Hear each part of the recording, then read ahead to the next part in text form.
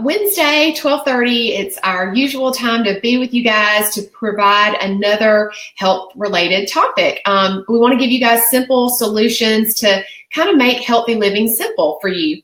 So this month, February, is Heart Healthy Month. So all month, we are going to be focusing on the heart and how we can make it as healthy as possible. We're going to talk about things like nutritional support, which is what is today's topic.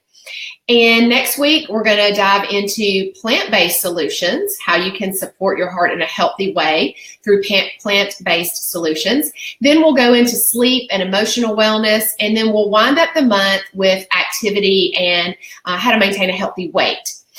So that's what's on the agenda for this month. We're super excited about this.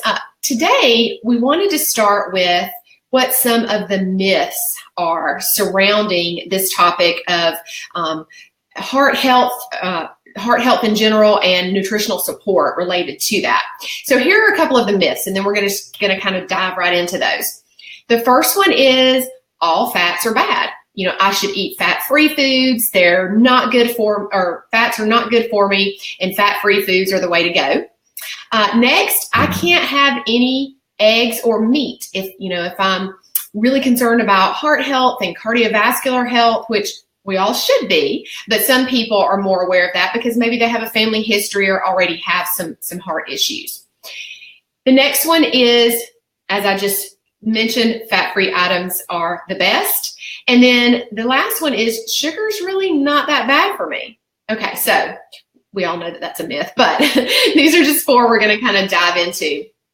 So let's break it down one at a time. And I think Carrie's going to start us off by talking about fats and give us some suggestions on what we should eat, what we should avoid, and maybe throw in some, healthy foods that we can, again, include in our diet.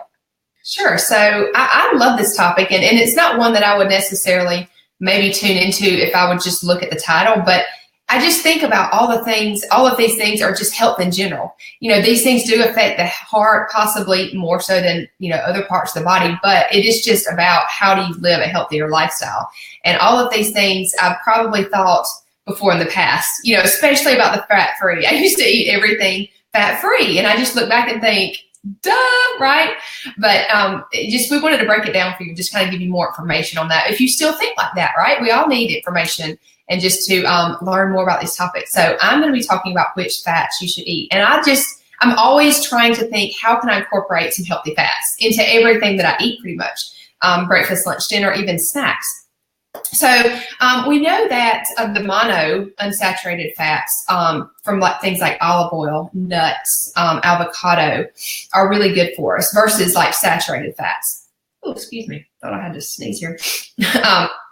And then the polyunsaturated fats from like salmon, flaxseed, and walnuts, those are all good fats, good healthy fats.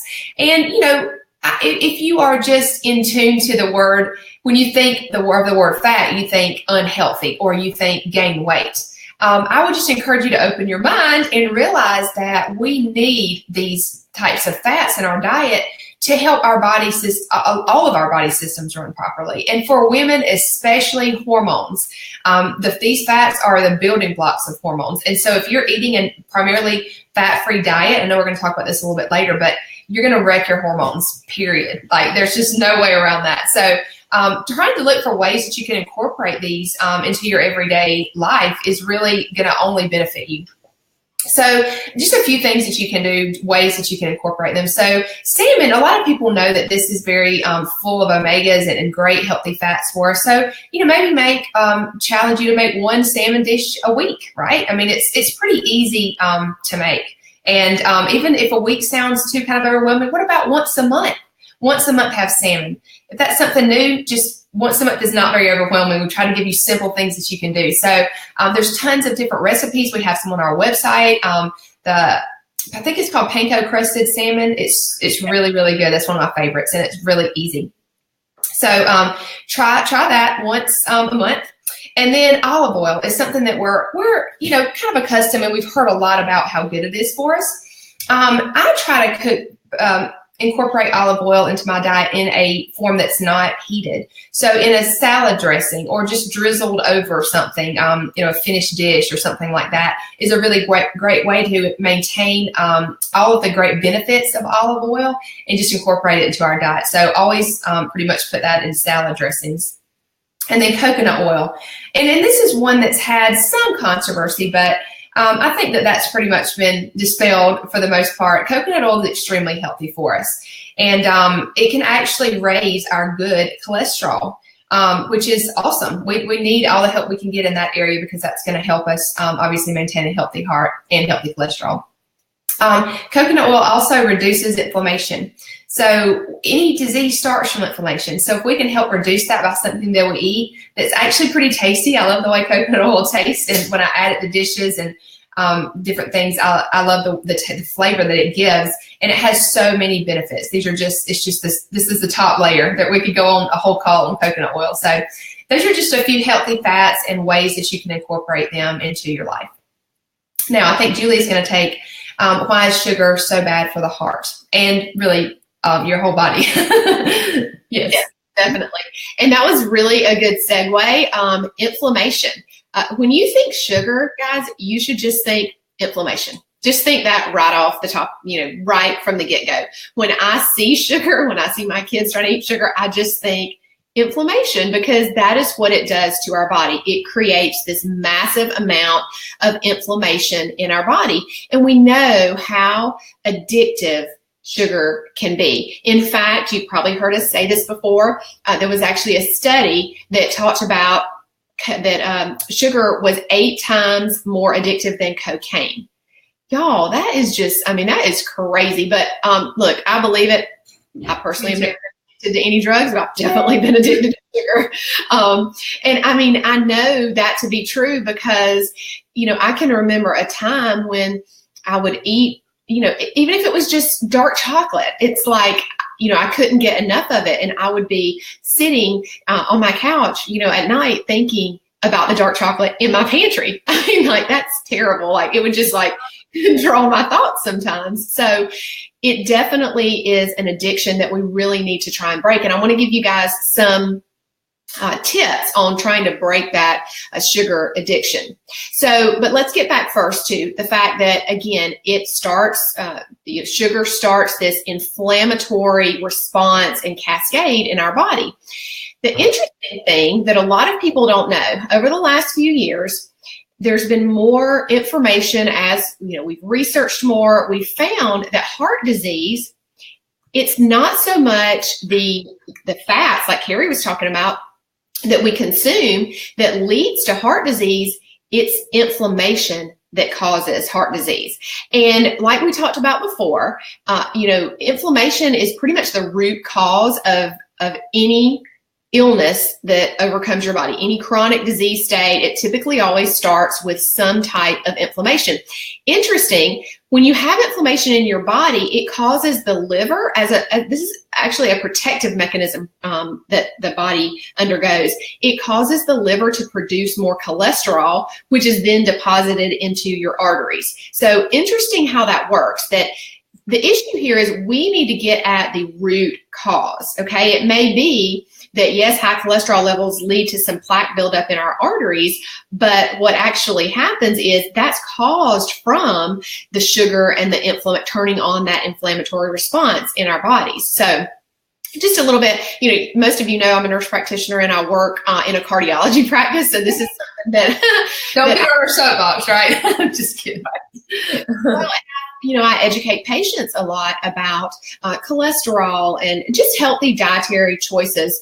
I did want to mention, a lot of people ask me, how do I remember? Carrie talked about good cholesterol and bad cholesterol. And I just want to give you just a really quick tip on how you can remember which is which. So if your provider gives you, here's what your LDL is, and here's what your HDL is, you're probably like, what? I don't even know what that means. Most people ask me, what's my total cholesterol? We don't even really care about total cholesterol because it's really about the breakdown of the good and the bad. So here's a quick and easy way to remember it. The L, think of that as lousy. So LDL is bad. That's the lousy, bad cholesterol.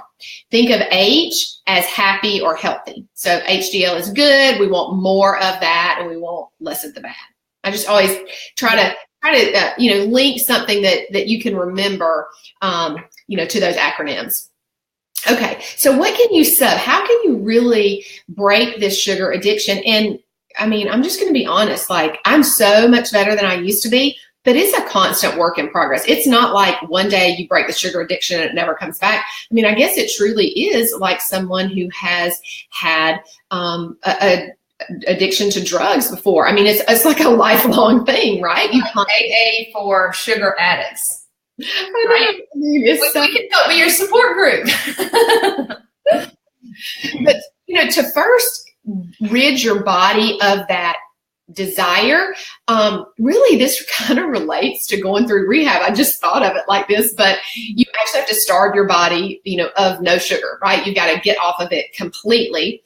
And a way to do that is to do a detox. Carrie and I have a detox program that we run guided a couple of times a year. And I know, the 100 or so people that have done that really see a difference in their craving for sugar. I mean, that's one of the biggest takeaways that people see, that your taste buds change. And this is just in a week's time. This is not like, some crazy, month-long thing. It's just a week's time of you cutting out all sugar. Yeah, it's hard at first. And yeah, you're going to have some withdrawal symptoms, like maybe some headache and moodiness and things like feeling more tired in the first couple of days, but then you just feel amazing after that. So that just kind of goes to show you what effect the sugar can really have on your body.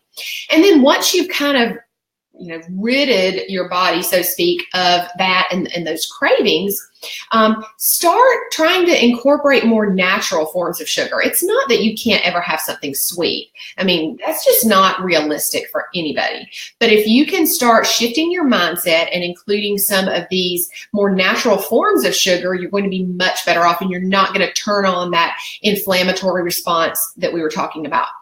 So what kind of things am I talking about?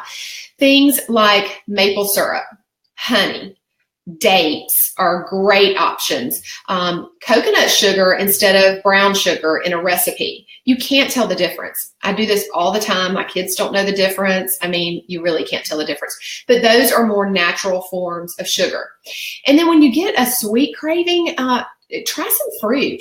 Try some berries, or, there are fruits that obviously have more sugar content, things like bananas, grapes, pineapple. Those things are going to be sweeter. So if you're really craving and at first you're like, I just need something super sweet, then, maybe you want to go with something like that. But berries are a great alternative, and they're not as high in the sugar content.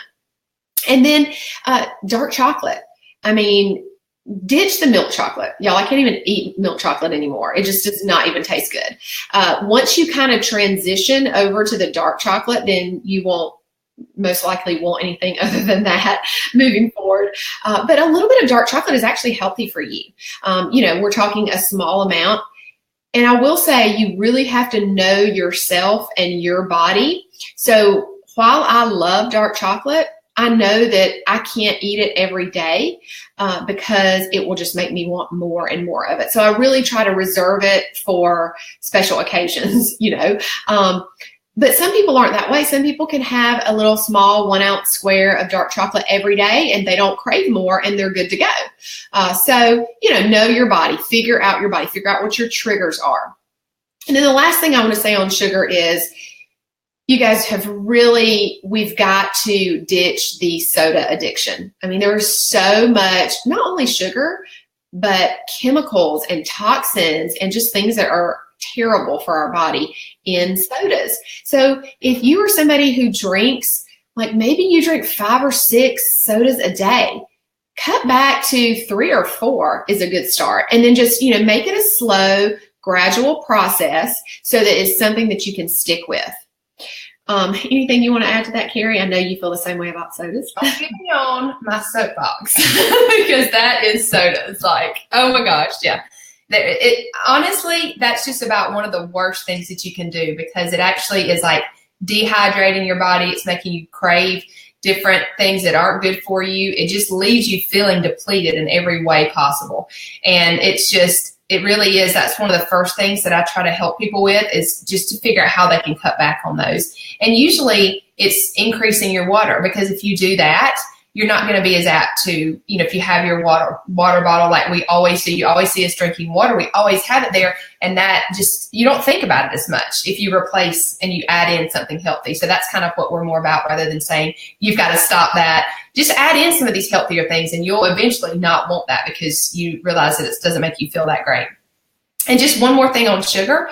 What I have noticed over probably the past 2 or 3 years, as I've been doing these different detoxes a couple of times a year or whatever it might be, I'm getting, I guess, more and more cleaned out. My body is just, I'm not eating these things anymore. And then when I do eat sugar, I immediately almost get a headache. So I know I can just go ahead and, just expect that, just because it's so inflammatory, and it just makes me, I'm shocked every single time. Like, oh my gosh, I feel this bad after eating something sweet. Not that obviously I still do it, but it just makes me wonder, and just think, okay, if I didn't get that, I must have been really, kind of clogged up with the bad stuff. So you'll definitely notice that as you start to kind of clean up your diet.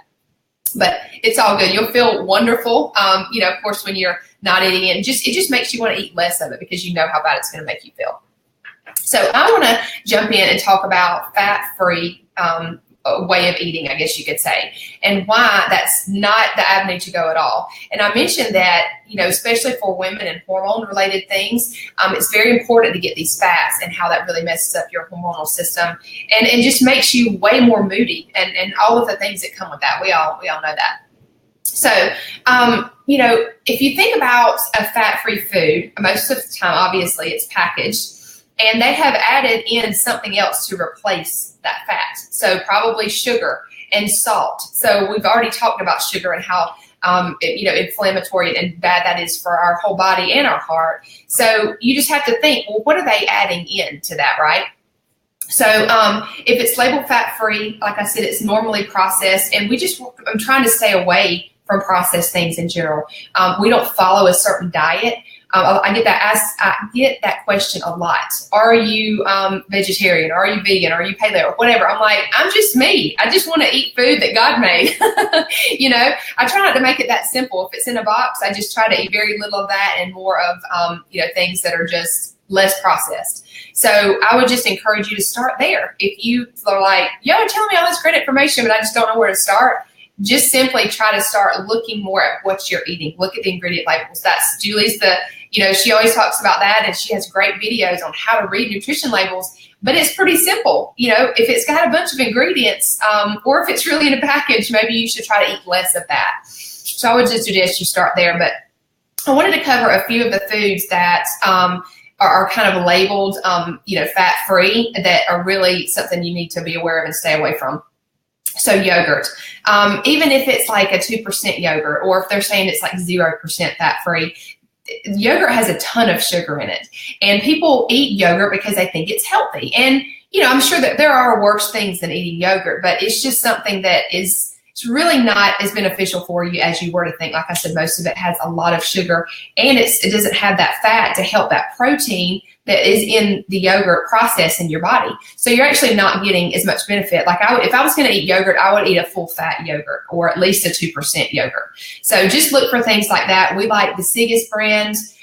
We love I think it's called Fage, Fage. That's Greek yogurt. And then for a dairy-free yogurt, which I love, but they don't really have that around here much, is Kite Hill. They sell it like Whole Foods and different specialty markets like that, but that's one of my favorites. They sell it at Publix now. Do they sell the yogurt there? Yes. They sell. I'm going to Publix. I didn't realize they had it there. Thank you for that. If you live in the boonies, right, you're always looking for, this store is carrying this now. So I'm always on the lookout for that. So ice cream is another one of these things that, they have marketed all the time as healthy or fat-free or whatever it might be. It's really better to get one that has less ingredients, that has whole ingredients, and just eat it in moderation. So if I want to have ice cream, I'm going to get the real thing, and I'm just going to try to I love to look for ones that have like 5 ingredients, and yes, it's going to have sugar in it, but that's how you make ice cream. I mean, you kind of have to add, unless you're going to do something like frozen bananas type ice cream like dessert. But if you really want true ice cream, just get the real thing every single time, because it's going to make you more satisfied as well. Turkey Hill brand is really great, and it has, I think it has 5 or 6 ingredients like I was mentioning, and it's available at a wide variety of different places. I've seen it a lot, definitely Kroger, Publix, things like that. So peanut butters is another one that, and we recommend, we talk about peanut butter, almond butter, how that's a good source of healthy fats, but you've got to look at your labels again, because they really, if it's labeled fat-free, peanut butter shouldn't be fat-free or reduced fat. I mean, peanuts have fat in it that are, can be good for us. So make sure you look at that. And really a good quality peanut butter should have peanuts and maybe some salt in it. It shouldn't have added oils and sugar and all of that type of thing. And also almond butter is a great alternative. That's what we normally eat for the healthy fats like that. 2 more. So salad dressings is another way that, if you're eating a salad, we talk a lot about that. And it's such a great way to get in some greens and vegetables and all these things. Well, what are you putting on it? And, most people are like, well, I'm not putting ranch on it, but maybe you're getting a vinaigrette, but it's filled with all these like hydrogenated oils and things that are not good for your health and definitely not your heart. So it's so easy to make salad dressings, y'all. We have lots of recipes on our website if you go there to check that out.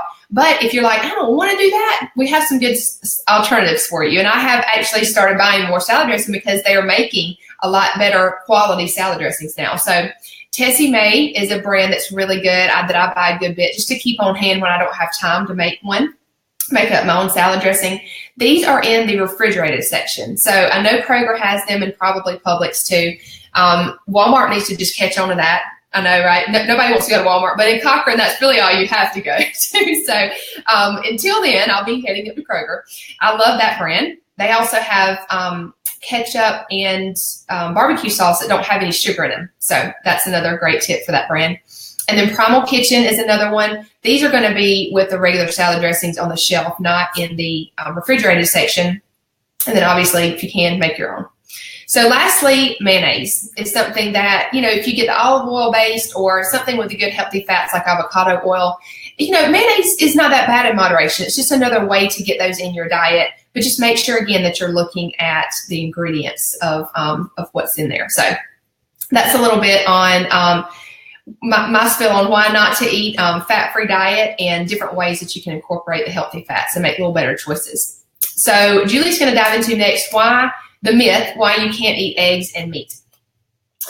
Yeah, that was great info. I thought as you were talking, you talked about nutrition labels, and really kind of the rule of thumb for you should be, if you can't pronounce the ingredients, you should not buy it and put it in your body, because that means your body doesn't recognize it. And if it has more than 5 ingredients, you should really kind of question it. So try to stick with 5 or less ingredients, like Carrie said. And I thought about something really funny as you were talking about peanut butter, and the fact that if you just take Jif peanut butter, for instance, it has hydrogenated fats in it. Those are trans fats. Those are the kind of fats that are terrible for you that you want to avoid. It has sugar in it. And this has been a year's process, y'all, trying to get my family to like different, they don't like almond butter, which I'm okay with as long as they eat a healthier form of peanut butter. So I've tried almost like every brand possible. And so I remember one time I gave some to my husband, and I'm like, and it was so good to me. I mean, I even ate some of it, and it was just peanuts and sea salt. That was it. And he ate some of it, and he was like, I mean, it just tastes like ground up peanuts. I'm like, oh, duh, that's what it's supposed to taste like. So that just cracked me up, because it's so true. We're so used to those things like peanut butter just having all this added sugar, which is what makes you want them more. I mean, the food industry is extremely smart. That's why they put sugar in everything, so that we'll become addicted or want more and more of it. So anyway, that's kind of my will change, like Julie said. You just have to be open to the fact that I just need to, eat less of this and try to switch over. But if you don't know, then, you don't really know that you need to make that change. And then one other thing, I know some people probably have a question like, why do we eat almond butter versus peanut butter? Sometimes at just a very basic level, peanuts can be inflammatory to your system, and some people don't digest them well. So that's why almonds are, I think they're higher in fiber as well. Almonds are. So it's just a better source of fats and fiber and protein. So that's why a lot of people choose to eat almond butter over peanut butter. Yeah, that's a really good point. And if you're not ready to make, that step or that switch, or your family's not, at least stepping it up to a little bit of a higher quality peanut butter, I mean, that would be a first good step. So always just think about those little steps. You don't need to go like, all out and, switch completely everything, because you're never going to maintain it. And then your family will be mad at you because you bought all this food that they didn't want, Okay, so next we're going to talk about eggs and meat. I get a lot of questions related to heart health in general from my patients usually. I can't eat, they'll say, I can't eat any eggs, I can't eat any meat. And this is a myth. And so I'll say, well, who told you that? And it's gone back from years ago when, maybe patients were educated on the fact that they needed to avoid those things. And it was because of the cholesterol content in those. But if you have those in moderation, again, it's not bad for your heart, kind of like we talked about with the fats, if you have the healthy form of those. So let's talk about eggs first, because a lot of people ask, well, what kind of eggs should I buy? The packaging can be extremely confusing. What does farm fresh, cage free, all natural, what do all of those things even mean? Sometimes they really don't even mean anything. They don't even mean anything healthy. So what you want to look for, first of all, when you're buying an egg, is you want one that says pasture raised. Okay, that's the most important thing. Not that it says organic, because you could have, an organic chicken that still, was not pasture raised. It was kept in a coop and wasn't, able to be out kind of roaming and pecking the ground for, grass and worms and things that, a chicken should be doing and eating. So that's very important. So you want to look for pasture raised. 98% of all eggs in the United States come from hens that were cooped up, and their labeling will say farm fresh, all natural, but that doesn't really mean a lot. So look for that pasture raised. I like Hanson Brook Farms is one of my favorite ones. Now, if I can buy something from the farmer's market, or if you know somebody who has chickens in their backyard, absolutely, go that route. But if you can't and you need to buy some in the grocery store, Hanson Brook Farms is a good brand. They do sell those at Kroger and at Publix. Often people will say, I can't eat the egg yolk. I just, it's got too much cholesterol, or that's what they've been told. Absolutely not true. So yes, the cholesterol from an egg is in the yolk. It's not in the white. That part is true. But that's also where all of the nutrients are. All of the nutrients are in that yolk. If you're just eating the white, you're getting some protein, but you're not even getting the 6 grams of protein that that's what most eggs have. Most eggs are about 70 calories. They have 6 grams of protein, and they have about 186 milligrams of cholesterol in the yolk. But again, that's not really what we need to be concerned about. It's more the sugar. So eat the egg yolks. Don't eat more than 1 or 2 a day. I'm not saying go all out and eat half a dozen eggs every day. No, now that would not be good for you. But just, eat the yolk whenever you do eat the eggs. Okay, next, let's talk about meat. So we're very big on eating grass-fed beef, okay?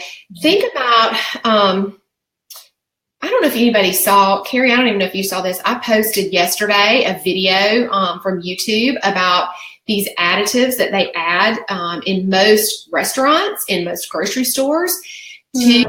It's like a binding agent. Oh my goodness, if you watch that, you will be on. I'm just kidding. What they showed, I'll just give you a few second synopsis. They took all of these scraps of beef and they put this, they called it meat glue is what they actually called it, in this bowl, and they mixed it all up. And then they formed it into this log, rolled it in like cellophane, and then set it like in the refrigerator for however long. They took it out, cut it into like fillets, like that's what it looked like a filet mignon. You could not even tell. And they were talking about how horrible that, quote, meat glue, I mean, if you can imagine, is for your body. So all that to say, know where your meat comes from. That's bottom line. Now, a couple of things that you or want to think about when choosing a grass-fed beef, and the reason that it's so much better for you is not only is it typically leaner, so again you are getting less of that animal fat, but it's higher in key nutrients. It actually is higher in antioxidants, vitamins, has anti-inflammatory benefits. So that's actually a good thing. So it has a higher level of that CLA. So that's why you really want to go for the grass-fed beef. Not only that, these animals are not being fed all of the grain that is inflammatory to their bodies, which in turn we consume. It's inflammatory to our bodies. So they're just roaming the pastures, again, grass-fed. A couple of brands that you can find in Kroger and Publix, White Oak Pastures. They're actually out of Bluffton, Georgia. So that's a great brand. And then Maverick Ranch, I really like theirs as well. They're out of Colorado, but you can find those and you can get them on sale. Like they'll typically have sales periodically at Kroger and at Publix on those two brands. Another one that's local to us for the farmers market is Greenway Farms. Now they do tell you that they feed their animals some grain, but that it's a high quality grain. So they're not completely all grass fed. So I will say that. And Carrie, I don't know if you knew this. I was talking to them, the owners at the farmers market last week, and they're actually looking to put a storefront out on Highway 96 so that we open all the time. Yeah. That's awesome. That makes me super happy. I'm really excited about that. So just think about that. Don't avoid these things like eggs and beef. If you're getting good quality, that's what's most important, and in moderation, of course. And Carrie's going to wrap up, since we've been talking a lot about inflammation, she's going to wrap up with some anti-inflammatory foods that can help not only our whole body, but also reduce the risk of heart disease. Yeah. And one more thing about the grass-fed meat in general, it just tastes better to me. Some of these things you can't really tell a taste difference. I mean, you probably can if you've been eating one, then go back to eating a lesser quality, but really the meat, you can tell a difference, especially chicken. It's a lot more tender and the taste is a lot better to me. So I just wanted to mention that it really does taste better, and obviously it's way better for you. So it's worth going out of your way and trying to finagle to get up there on a Thursday when the farmer's market is there like I do, and taking my big cooler. It's definitely worth it to me to go out of my way for quality meat. Excuse me, my nose itches. Okay, so anti-inflammatory foods. Now, we went through several categories, and I actually posted in the comments. These could all be another broadcast actually by themselves. So if you're on live or watch the recording, type in the comments with a number. Which number would you like to know a little bit more about? And we will definitely try to provide you with more information on that topic. So lastly, anti-inflammatory foods. And this obviously reduces the risk of heart disease, all of those types of things, but it just reduces whole body inflammation. So a few things to think about that are easy to incorporate, in my opinion.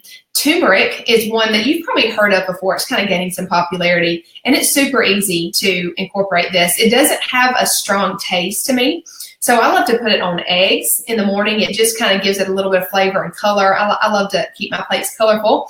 So on the eggs in the morning in a smoothie, you can't taste it like I said. And normally I put in green, so it's just going to maintain the green color. But it's going to give you those benefits without really changing much to the smoothie. So it's really easy to add in there. And as far as turmeric, you can get that fresh next to the ginger if your store has that, and you can grate it. Or what I normally do is just get the powdered spice in the spice aisle, the turmeric, and I try to get organic when I get spices, but that's how I normally use it. I think that's the same case with Julie. So ginger is another one that's awesome for preventing inflammation, and you can use this one in teas. So you can actually put the piece of ginger root in tea, or you can use the ginger essential oil, which I normally do because I can never remember to keep fresh ginger on hand. So you can put it in tea. It tastes really good with that. In smoothies, I love to put it in smoothies, especially ones that have maybe like peach and ginger is really good, or mango, something like that is really, it just gives it a nice little different flavor.